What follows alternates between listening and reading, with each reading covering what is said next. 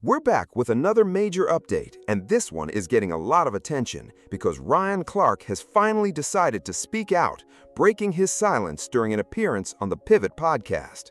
It's interesting to see him publicly tell his side of the story, and trust me, you won't want to miss what comes next. Today, we're going to break down some of his biggest statements, especially everything he had to say about Stephen A. Smith, how this entire situation escalated, and why Ryan believes the way he was treated simply wasn't justified. I'm not going to recap the full conversation because the complete interview is already available on the Pivot podcast if you want every detail. Instead, I want to focus on the moments that really stood out, the comments that could change how people view this entire situation, and add a little perspective along the way. So with that said, let's get straight into it. On doing, but there was no cause for it, right? So because there was no cause for it, you couldn't just fire me, so you had to wait to the layoff so you could camouflage it and veil it, right? But here's the other thing. If I was laid off, like everybody else, it came out on Tuesday. Mine came out on Friday. I get the call. I get a text from our showrunner that tells me to call my boss. I call my boss in the break, tells me they're letting me go. He said this is a very awkward call. This is a hard call. I can hear how hard it was for him. And if anybody was going to call me that was anywhere on the executive level, whether low or high, he's the person I wanted to, the way he's fought for me and rode for me. And he said, our friends, jokingly, at Outkick had the story and we're going to leak it. Let me tell you why I know I was fired. Because during the season, after some of the Kyron Lacey news broke, there were people on our network along with me that said something about it. Both of those people apologized, as did I. I didn't want to, right? I was told I couldn't come to work if I didn't. And at that point I said, well, I can't come to work tomorrow because I don't believe I did anything wrong. Some conversations happened and we got to that point. And Outkick wrote an article about all the people that apologized, two very prominent faces at ESPN. And they praised them for who they were and how they brought this thing back around. And they bashed me, talked about how negative I was and spoke about me in such a nasty way. And I sent an email at that time to Burke Magnus and Dave Roberts, who were working, because we were on an email talking about how we were going to handle it. And I was very poignant in saying, you have to watch who you listen to about me. There's certain people who want to paint me as a certain thing, certain people who want to devalue my voice, certain people who, no matter what I do, with all the great I've done, they've never mentioned that. But in this case, there's three people who are very important to this network, who all did the same thing, who all responded in the same way, and only one of us was vilified. And only one of Now that was only the first of 3 clips I want to show because this conversation, recorded on Ryan Clark's own platform, takes a surprisingly emotional turn that you probably won't expect. He also speaks candidly about the private support Stephen A. Smith gave him during everything that was happening, but Ryan insists there was a much bigger plan unfolding behind the scenes and says the warning signs have been there from the very beginning. That's exactly why I mentioned his earlier apology in one of my previous videos, because many people misunderstood which apology I was talking about. I was referring to the apology involving Peter Schrager, while this part of the interview focuses on the Karen J. Phillips controversy instead. According to Ryan, people encourage you to apologize and publicly make things right even after important decisions about your future have already been finalized behind closed doors. He believes those public apologies become part of a process that gives the appearance of fairness even when the outcome has already been determined. And when the story eventually surfaced through Outkick, Ryan says it wasn't an accident because he believes everyone involved understood exactly how that coverage would shape public opinion against him. In his view, this is evidence that these situations rarely happen on their own, and that major media organizations often move in ways that appear far more connected than most people realize. The story lands at Outkick, the headline spread everywhere, his reputation absorbs the damage, and suddenly it creates the impression that the network had no real option except to move on, all because another outlet presented the narrative in a particular way. 11, 12. Is there anything you would do differently, or do you leave knowing that you were fully yourself? Or, what are your thoughts, man? It's a good question. It depends on when you ask me. You know? Like you ask me,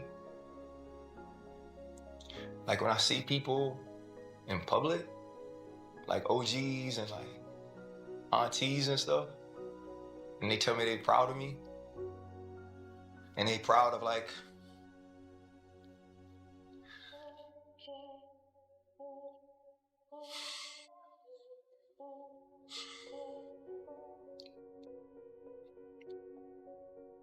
and they proud of like the way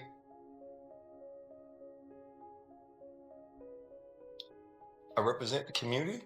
Yeah, I wouldn't change anything.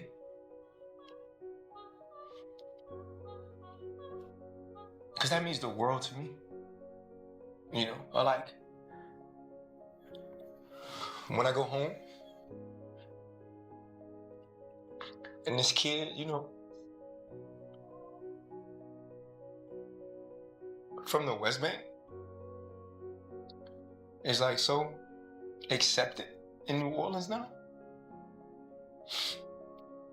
Like I wouldn't change that. You know, never. You know, like all I ever wanted to do was be accepted. You know, and want it. So yeah, like that, I wouldn't change. You know?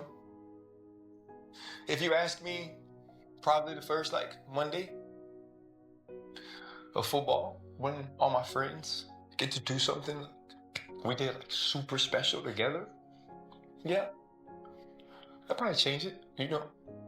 I'd probably work harder to like be who they wanted me to be, or like build relationships with like bosses or executives, you know, cause like it's just a relationship game. Cause like I just see these people on TV who like aren't better than me, but I know I've never been at the tables they've been accepted at. So yeah, you know, there's some things I would do differently. I feel like there's a group of individuals who wanted to like devalue my voice, who wanted to take away my platform. I feel like I let them win. Stephen A, with all of his power, with all of his influence, is not a true decision maker at ESPN. That's not his job title, right? That's not in the repertoire of what he's asked to do.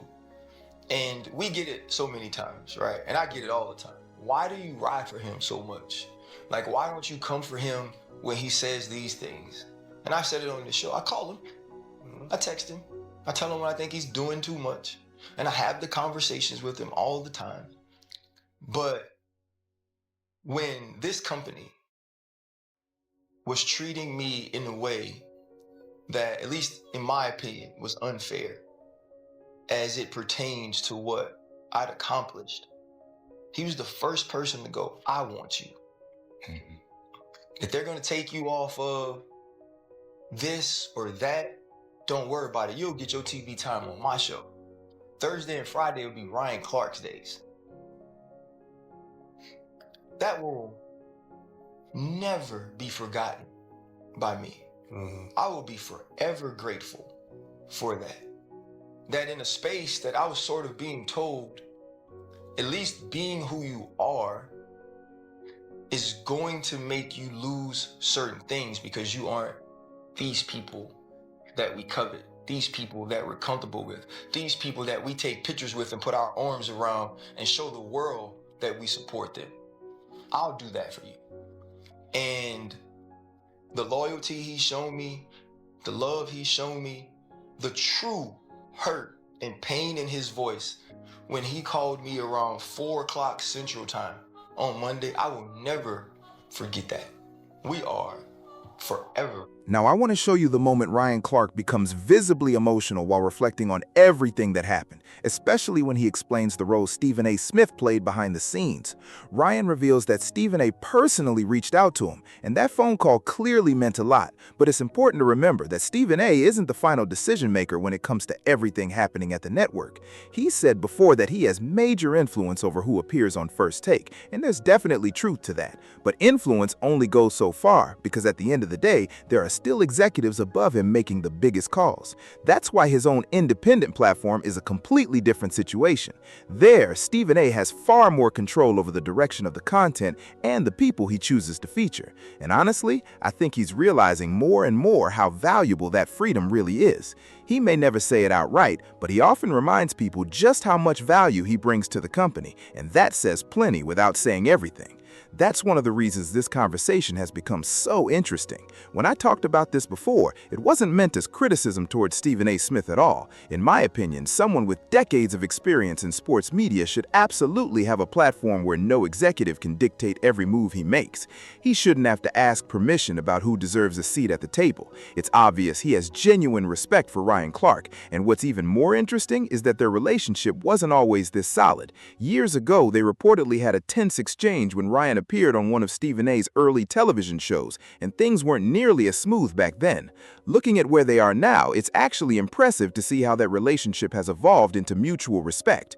I wouldn't be surprised if we continue seeing them collaborate more often in the future. If I were in Stephen A.'s position and wanted to make a real statement after everything that happened, I'd take action instead of just talking about it. I'd bring Ryan Clark onto my own platform as a regular contributor whenever his schedule with The Pivot allows. And if Ryan was interested in working beyond podcast appearances, I'd seriously explore giving him a larger role. That would send a message louder than any social media post ever could. It would basically say, "You moved on from someone I value, so I'm creating another opportunity for him." That's the kind of move that actually carries weight. Rather than simply expressing disappointment, I'd back it up with action and make sure his voice continues reaching a massive audience.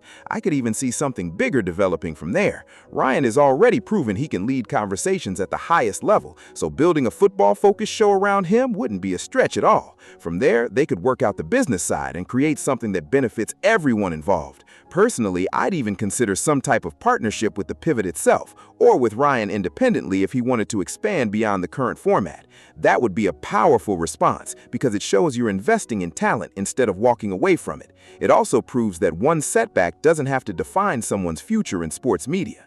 Stephen A. isn't going anywhere, and everyone knows that. So if Ryan were open to it, I'd use that influence to build something meaningful together and help grow his platform even further. Since The Pivot is already thriving as a podcast, Ryan now has the opportunity to branch into television-style content, digital shows, or completely new projects with the extra time he has outside ESPN.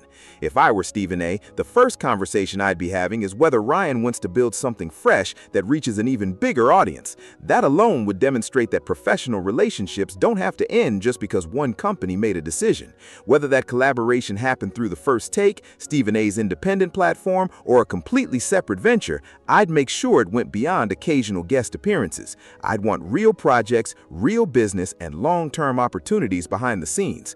After all, Ryan Clark has earned industry recognition, won prestigious awards, and built a reputation that speaks for itself. Considering everything he's accomplished and the way this chapter unfolded, finding a way to continue working together feels like the logical next step. And regardless of where you stand on this situation, I give Ryan credit for finally sharing his perspective. That's one of the biggest advantages of today's media landscape. People no longer have to rely on someone else's narrative because they now have the ability to tell their own story directly to the audience.